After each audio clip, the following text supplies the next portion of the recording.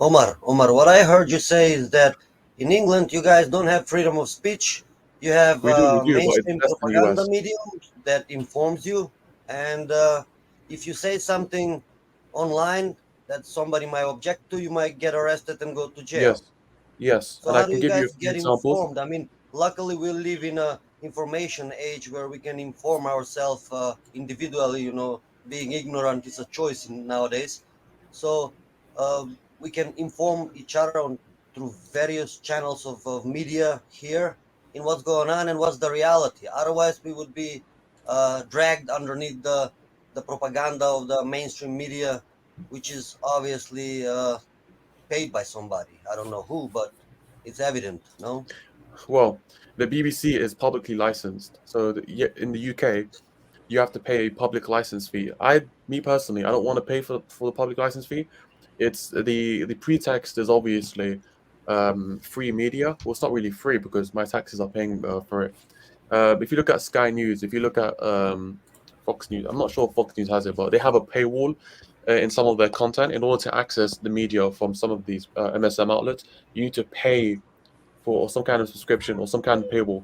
In the UK, they say that you don't have to pay, but in reality, you pay a public license fee, which is a form of tax that makes the BBC free essentially. Well, it's not for free because I'm paying £150 of tax for the BBC. Yeah, I will never find it not funny that British people that the license meme, the TV license, is actually a real thing. I mean, oh my god, It's not it's so impartial funny. either, and they never provide a second. They can't even provide secondary sources. Okay, fine. You have a TV projection, and you're talking about the war in Ukraine, and you're saying this is happening and that is happening, and you can't just tell people that you've launched an investigation. Yeah, when you're not brief, you're not giving. Where's the brief? Where's the substance? Okay, you've said you've launched an investigation. You need to tell me how you did it, with who, and if you can, that's a cute, by the way, and if you can. Um, you know, show us evidence. Don't just Yeah, talk on television on the BBC, and because you're the BBC, we're meant to The, believe everything you tell the us. thing is, most people, right? Most people are very superficial when they come to information, and I think that is the main problem. It's easy to dupe anyone. Like you just look at, the the world outside of Twitter, or you just look at YouTube, which is a good example. Like people who follow Dennis Davidoff, they follow the what's the other channel? Uh, some of these pro-Ukrainian channels where they're always positive. There's always positive things to say about Ukraine.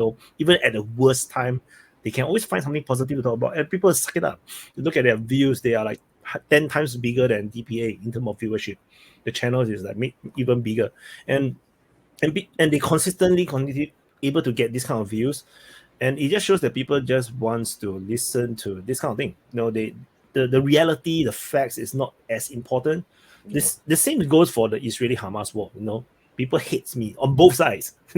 On both sides, they can't stand what I'm saying. Because it's irritating to them to even imagine, for example, Israel can have some positive thinking in terms of what they're trying to do, even if they are doing something wrong. Maybe they're killing a lot of civilians. Not maybe they definitely kill a lot of civilians, but maybe there is some positive reasoning why they're doing all these things. They cannot. No pro-Palestinians will accept that kind of statements. Zero. Why? And it's easy to dupe this kind of people. If Yeah, they're well, both I will mad say- at you, I'll just say if they're both mad at You go you, ahead. that means you're probably doing a good job because you're being objective, and so keep it up. Absolutely. But the neutral. But this is a problem. This is why I started DPA in the very beginning, because I find that the mainstream media has always been not.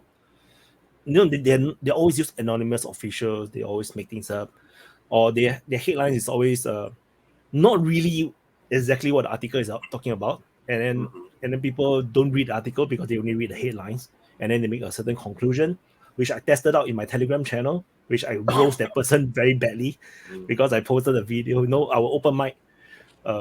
We talk about Egypt, right? We talk about Egypt, and we talk about Egypt is the source of all evil because they keep opening up the tombs, and then people just jump in and comment and think that there's a pro-Israel discussion and a pro-Israel video or anti-Palestine video, trying to blame it on Egypt, and people just jump straight into that.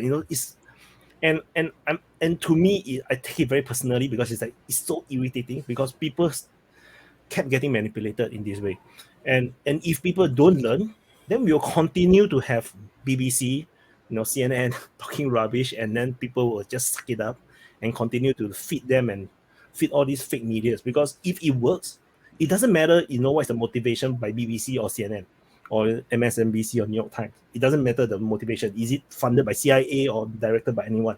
But the very fact that people willing to watch it, read it, and support it and believe them means that there is financial motivations to continue to do it. This is why we have a clickbait culture, in terms of internet media. Because if you don't have a clickbait, nobody want to click it. Even DPA have no choice. Sometimes I have to put some very click-worthy titles just to get people to click the video. Every video I think is decent, is good, it's more or less the same standard. But it's the headline that makes a difference. Yeah, but sometimes I'm just too bored to make good headlines. But that's the reality.